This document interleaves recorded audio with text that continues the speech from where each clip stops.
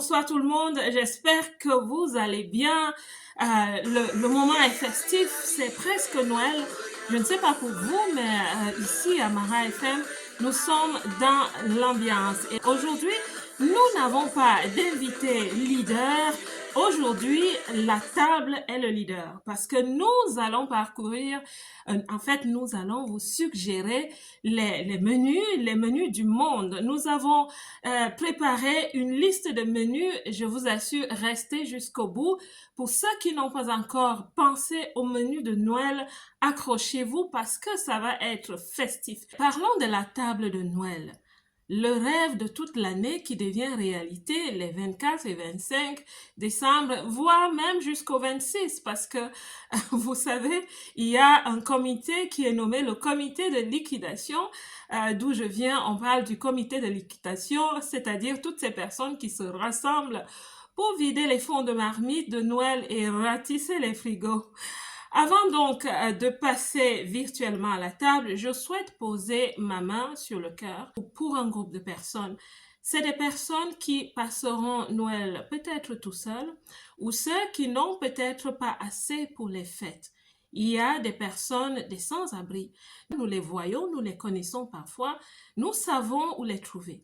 Et si nous faisions chacun quelque chose, c'est juste une petite suggestion comme ça parce que nous allons parler de fêtes, de nourriture, de culture, mais vous savez, il y a ces personnes et si nous faisions peut-être chacun quelque chose dans sa ville où vous habitez. Imaginez une ville où le 24 ou le 25 décembre aussi, des personnes traversent les rues avec un plat chaud, un repas chaud, une baguette pour déposer au pied d'un sans-abri qui nous est familier, chez une famille dans une rue un peu plus défavorisée. Appelons cela la guirlande de personnes qui traversent les rues pour offrir un repas. Cela pourrait être aussi lumineux que les guirlandes dans nos propres maisons. Partageons avec vous cette idée. Avant de passer à table, faisons un clin d'œil à la décoration. Imaginez une maison avec une crèche de Noël, comme d'habitude. Les crèches de Noël sont populaires. Dans presque toutes les cultures qui célèbrent Noël, vous allez trouver une crèche de Noël avec des figurines représentant les scènes de la nativité. À part le fait que la maison soit décorée d'un beau sapin lumineux, la table l'est aussi. Donc, selon les traditions, on a une nappe élégante, des bougies et des fleurs de saison. Votre table de Noël, j'espère que tout ce que je vous dis est en train de vous donner de belles petites inspirations. On n'est pas obligé de faire dans le cher, mais il y a des boutiques, vous voyez, qui font des choses vraiment abordables, pas très chères, et qui vous aident à décorer vraiment votre maison et votre table de Noël. Les tables de Noël à travers le monde sont souvent le reflet des traditions culinaires et culturelles des pays concernés. Vous pouvez prendre des notes et je ne suis pas responsable si avant la fin de l'émission, vous avez totalement changé votre inspiration pour votre menu, votre table de Noël. Nous allons commencer par la France. En France, au repas du réveillon, on retrouve souvent des mets tels le foie gras, les fruits de mer, la dinde au marron, la bûche de Noël, bien sûr, en dessert, et parfois les 13 desserts traditionnels symbolisant Jésus-Christ et ses apôtres. Peut-être ce menu pourrait vous inspirer. Maintenant, nous allons dire buongiorno à l'Italie. À Noël, selon l'information reçue, les repas sont sans viande, avec des plats comme des fruits de mer, des pâtes, des légumes et une bûche de Noël. La bûche de Noël semble revenir sur toutes les tables, donc je pense que ça commence à vous dire quelque chose. Peut-être, quelle que soit la tradition d'où vous venez, peut-être que vous allez penser à la bûche de Noël. Et puis, ils ont aussi un gâteau de Noël qu'ils appellent panettone, incontournable au dessert. Donc, si vous choisissez la table italienne pour votre Noël, n'oubliez pas le panettone, ce qui est le gâteau de Noël.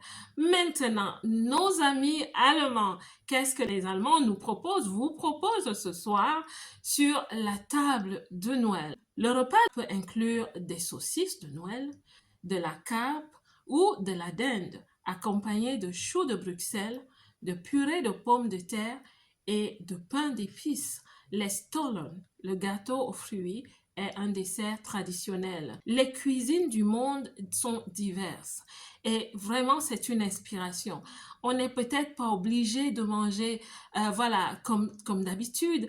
C'est possible de changer. J'ai aussi voulu proposer le repas de Noël polonais. Oui, les Polonais aussi célèbrent Noël. Celui-ci commence généralement par 12 plats. Je trouve que c'est intriguant et j'imagine que ça apporte vraiment de la fête. Surtout, il y a un sens derrière cela. Les 12 plats représentent chaque apôtre, les 12 apôtres. Donc, il y a un plat par apôtre. Souvenez-vous, nous sommes en train de célébrer Noël et Jésus-Christ avait 12 apôtres. C'est non seulement créatif, mais c'est aussi vraiment inspirationnel. Ils ont aussi la soupe de betterave, du poisson et des compotes de fruits. Un élément symbolique de la soirée est la paille sous la nappe, représentant l'humilité de la crèche. Je souhaite aussi mettre l'accent sur le fait que les cultures le démontrent. Partout où les gens se mettent autour de la table, il y a toujours de la joie, il y a du partage. Est-ce que vous savez que la nourriture est même un peu thérapeutique? Parce que quand quelqu'un a passé une mauvaise journée autour de la table, il s'égaye un peu plus. Nous passons des années, 12 mois, parfois un peu difficiles, mais le jour de Noël, il y a une magie pas possible en partant du réveillon le 25, et je vous ai aussi parlé du comité de liquidation du 26 qui se charge de se rassurer que les marmites sont vides. Ce n'est pas une question d'argent, ce n'est pas une question de forcément avoir du foie gras, ce n'est pas une question de forcément avoir le repas le plus luxueux. Je pense que l'essentiel, c'est de se retrouver ensemble. Et alors, comment est-ce qu'on se retrouve autour de la table au Royaume-Uni? Voici une autre inspiration que vous pouvez noter.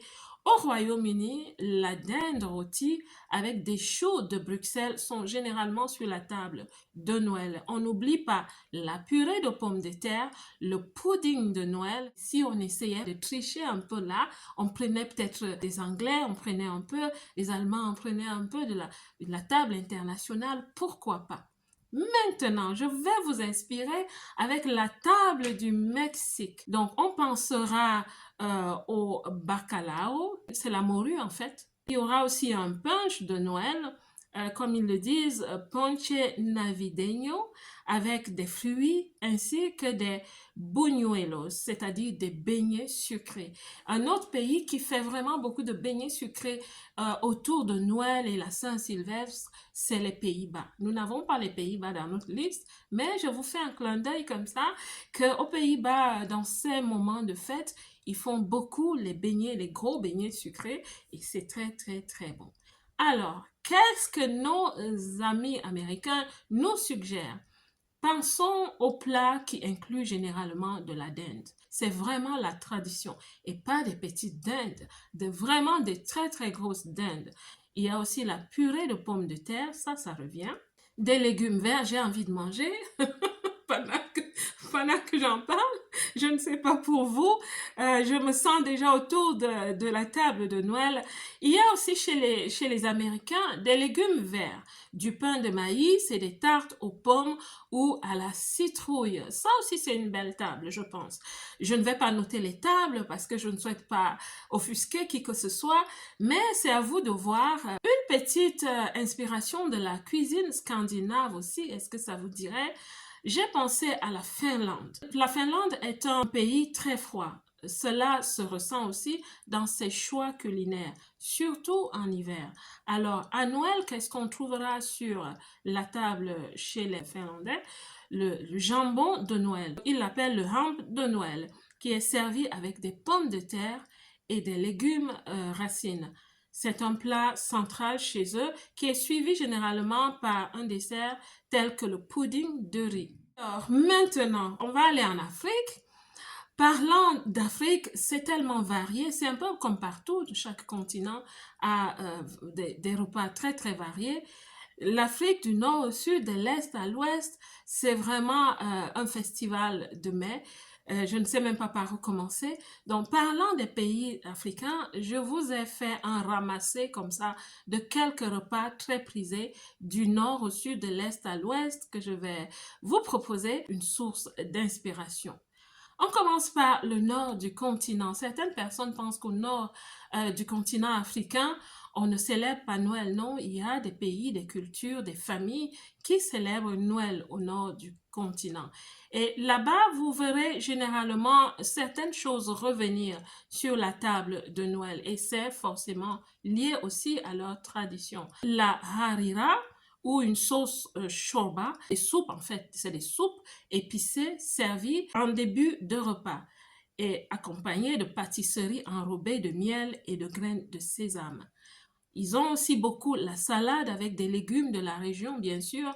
La tagine, fameuse tagine, n'est jamais oubliée et qui s'accompagne du couscous. Généralement, on termine avec un dessert. Tous les pays d'Afrique du Nord mettent vraiment un prix à avoir des desserts sur leur table. On n'oublie pas les fruits secs et aussi du thé. Qui peut aller à une table de Noël en Afrique du Nord sans recevoir du thé. Il y a des personnes qui le font ainsi. Chaque année, ils s'inspirent d'une cuisine d'une autre partie du monde simplement parce que voilà, ça apporte autre chose sur la table. Et nous savons aussi que de plus en plus, les familles sont internationales. Les familles sont vraiment de plus en plus internationales. Ça fait que chacun apporte un peu du sien.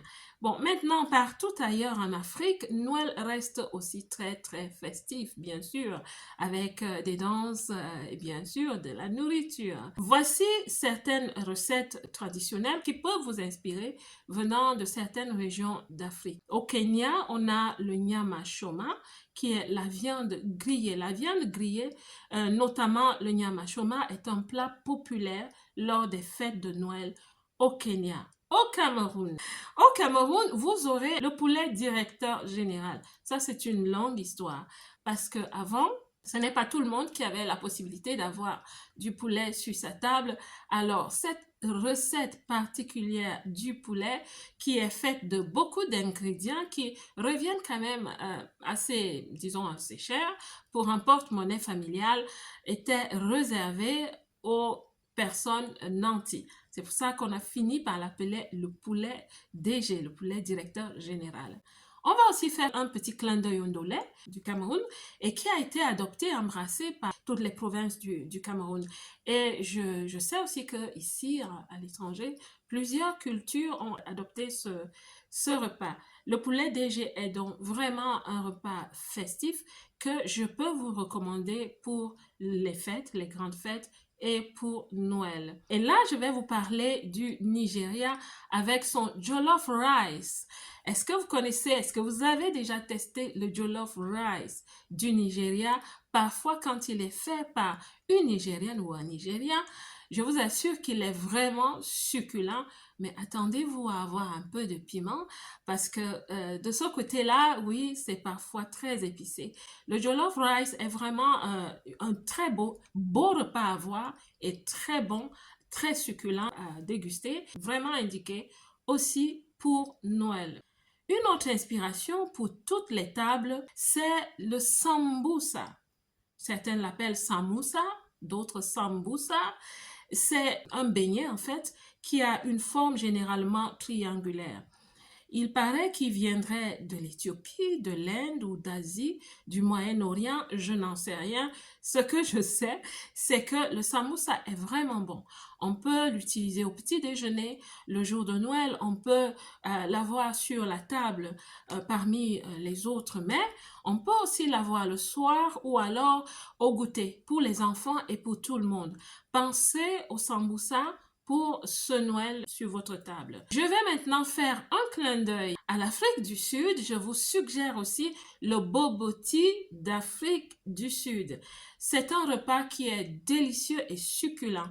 Comment faire pour avoir ces recettes? Je peux simplement vous recommander d'aller sur Internet. Plusieurs personnes postent les recettes vraiment détaillées et peut-être aller dans des boutiques spécialisées ou des boutiques voilà, culturelles que vous pouvez trouver partout afin d'avoir les recettes. Avant de continuer, je souhaite sincèrement m'arrêter pour dire, ça c'est des inspirations qui peuvent aider toute personne qui commence à se plaindre de la monotonie sur leur table de Noël. Ou alors, si vous savez exactement ce que vous allez déguster, pourquoi pas ajouter quelque chose de nouveau, un petit ingrédient, un petit samoussa d'une autre culture, pourquoi pas. Quand vous pensez à des mets typiquement africains, les accompagnements, c'est généralement la banane plantain, bouillie ou frite. Vous avez aussi l'igname, bouillie ou frite. Le di douka, qui est une boulette de banane. Il y a aussi le riz, qui est beaucoup consommé pendant les fêtes, le taro, le foufou, la farine de manioc ou d'igname. Vous avez aussi le gari, la tieke, qui est de la Côte d'Ivoire, les patates douces. Voilà, vous pouvez utiliser tout ça comme accompagnement sur une table de Noël inspirée de l'Afrique. Chacune de ces recettes est emblématique de la région et incarne, comme je vous l'ai déjà dit, les traditions culinaires.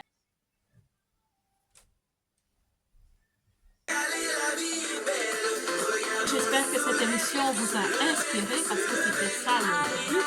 J'espère que vous avez été inspiré par les cuisines du monde et que pourquoi ne pas prendre un peu de chaque inspiration et constituer une cuisine internationale. C'est possible et je vous ai dit, les familles aussi sont de plus en plus voilà, internationales et ça aide énormément pour nous aider à découvrir ce que font les autres. En résumé, bien que le menu et les traditions varient, les tables de Noël dans le monde entier sont marquées par un esprit de partage, de famille et de convivialité. Elles sont souvent décorées de façon symbolique avec des mets spéciaux et des éléments culturels propres à chaque pays.